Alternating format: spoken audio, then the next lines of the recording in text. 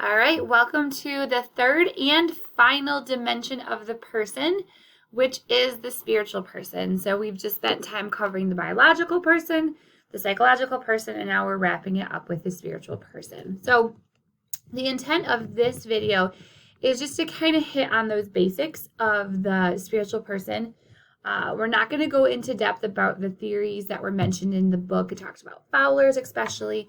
That's kind of a big one used in psychology to look at spiritual development.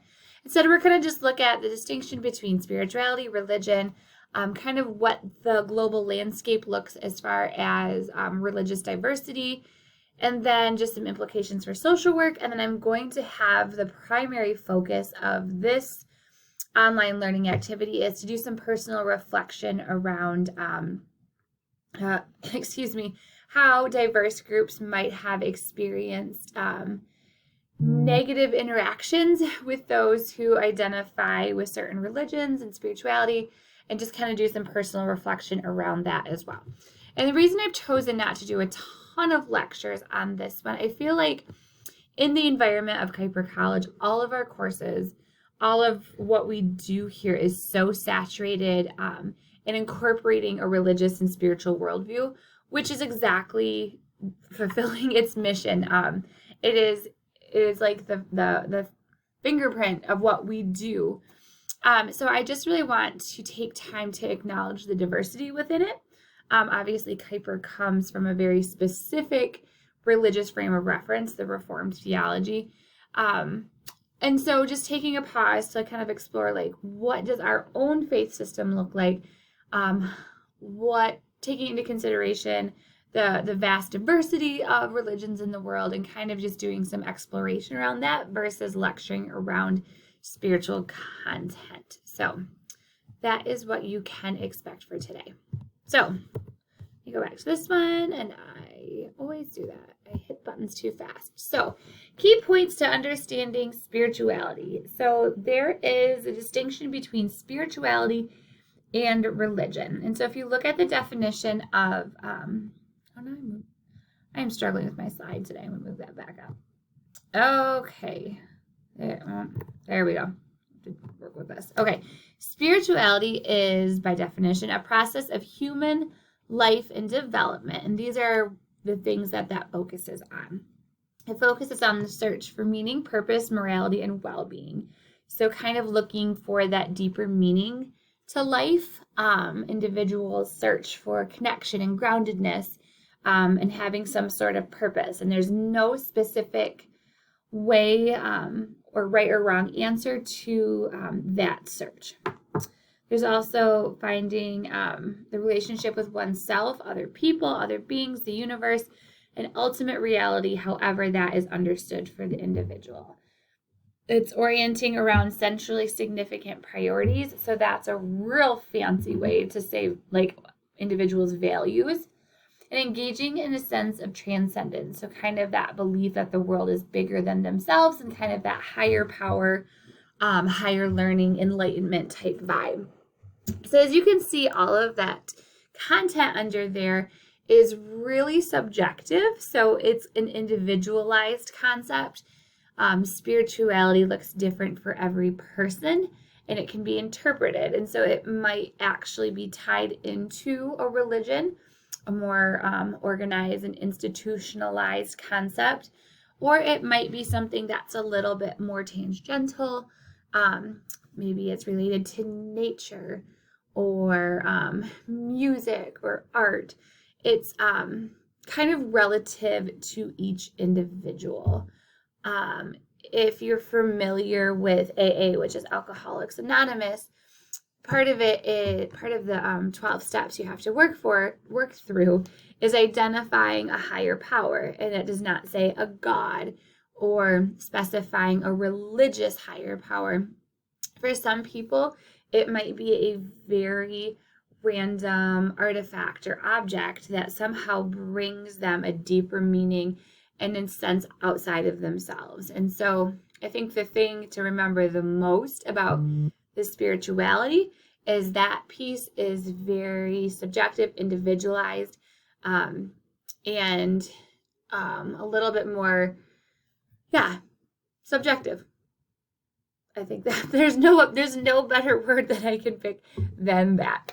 So if you compare that to religion is an institutionalized, so systematic or organized, pattern of values, beliefs, symbols, behaviors, and experience that involves spirituality. So religion is kind of that subset of spirituality. A community of adherents of people who all together abide by those values, beliefs, symbols, etc. There's a transmission of traditions over time, so it's persistent. It's not a short thing that comes and goes. It's something that has demonstrated the ability to persist over time. And there's the community support functions that are directly or indirectly related to spirituality. So that would be like going to church, going to temple, going to tabernacle, doing activities together that kind of support those values, beliefs, symbols, etc. And that might be related directly or indirectly to spirituality. So that's a really good distinction to make.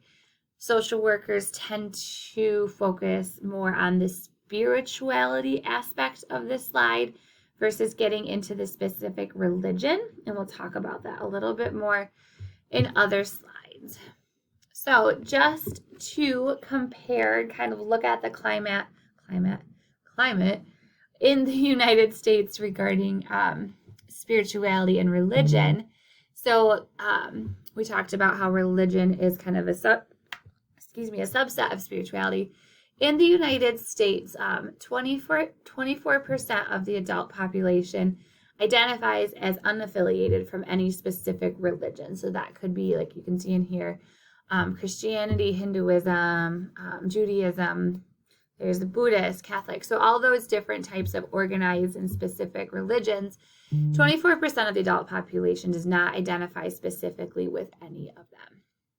If you're looking at, they kind of break this down by race and kind of by identified religion.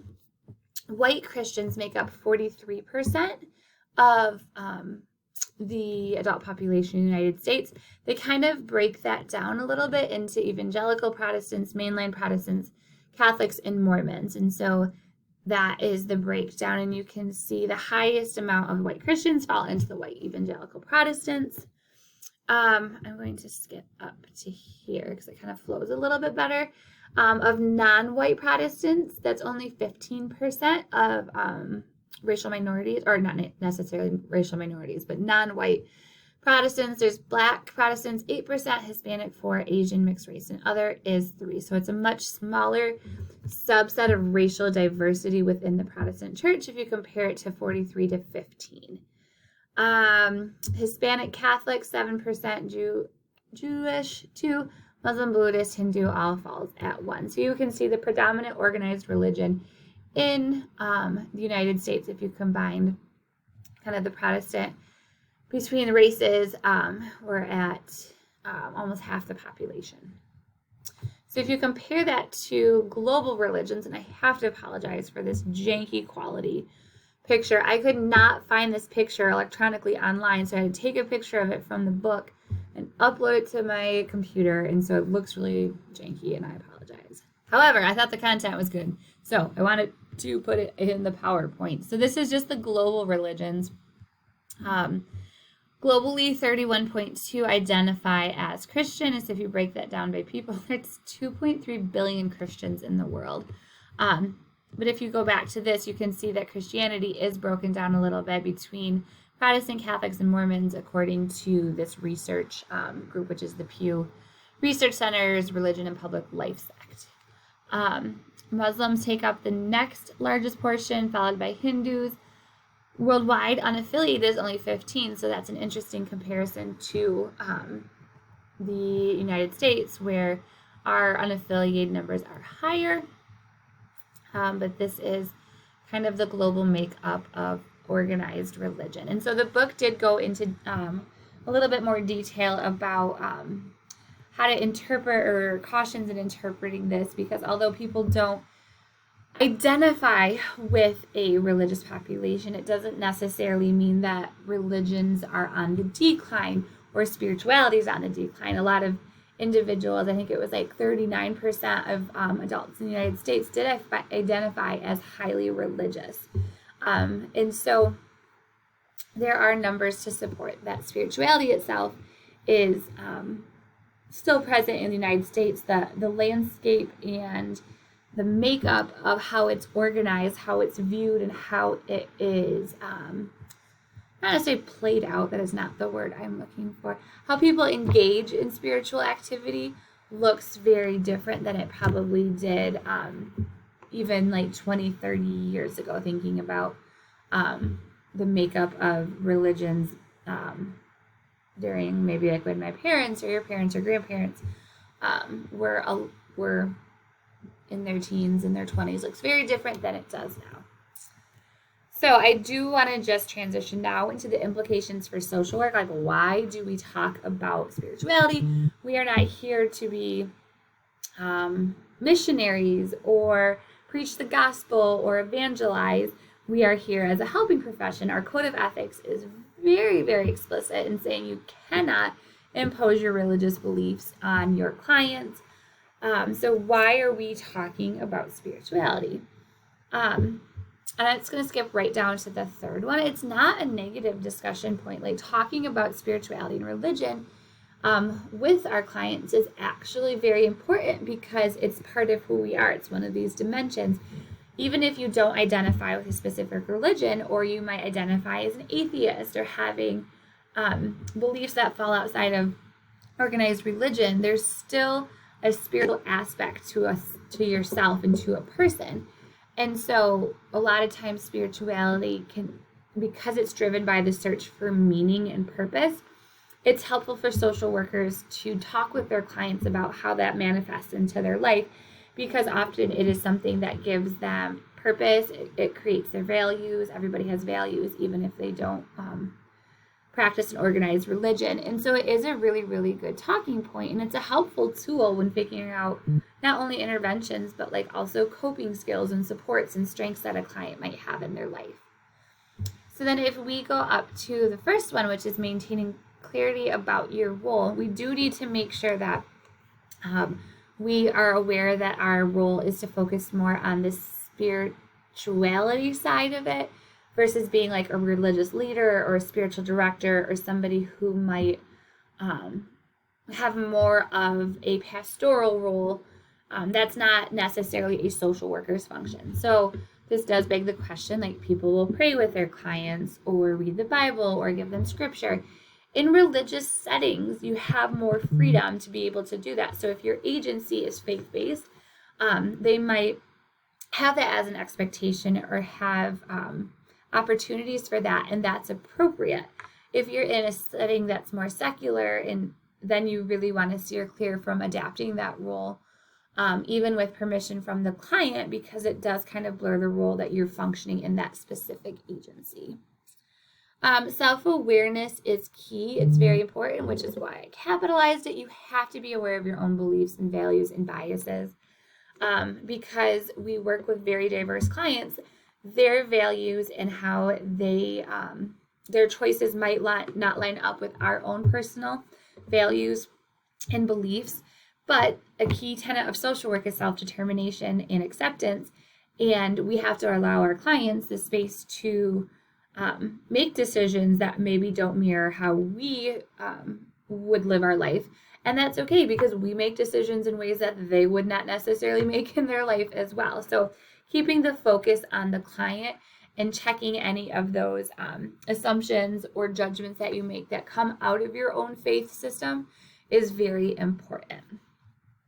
And then understanding how spirituality and religion impacts different populations. And this is going to kind of be what the exercise is going to be for the remainder of this course, is exploring how religion might have impacted different vulnerable populations in negative ways, and how can we as social workers, and being Christian social workers, how can we maybe rewrite that narrative or not continue to reinforce some of those stigmas or stereotypes or hurt that religion has either unintentionally or intentionally had on vulnerable populations.